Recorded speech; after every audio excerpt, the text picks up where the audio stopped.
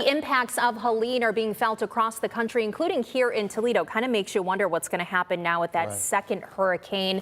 Local medical facilities are now being more selective and cautious with their medical supplies. And this is all because of one of the largest suppliers of IV fluids, which was located in North Carolina.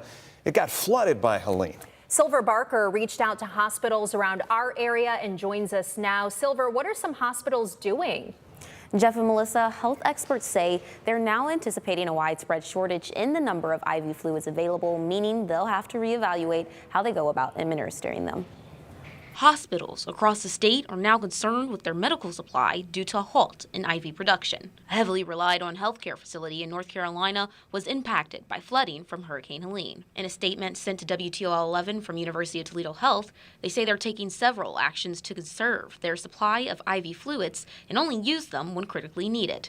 This means suspending elective surgical procedures and delivering medications orally, a strategy other hospitals are considering. The problem happens when we have each surgery that we do requires IV fluids for the patient to get while they're getting anesthesia.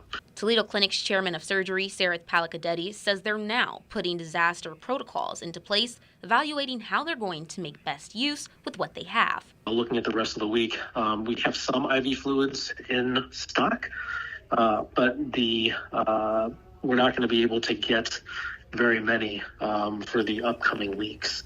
Palacadetti says they'll be looking closely at upcoming surgeries. Things that are truly elective that could get postponed, we're going to start talking to our surgeons about postponing those surgeries and only doing the surgeries that are truly vital or urgent. He says this will also affect oncology patients who need their IV fluids when they're getting IV chemotherapy medications in very sick patients. In a statement sent by ProMedica, they say they have not yet experienced any disruptions in patient services. However, they're preparing for the shortage.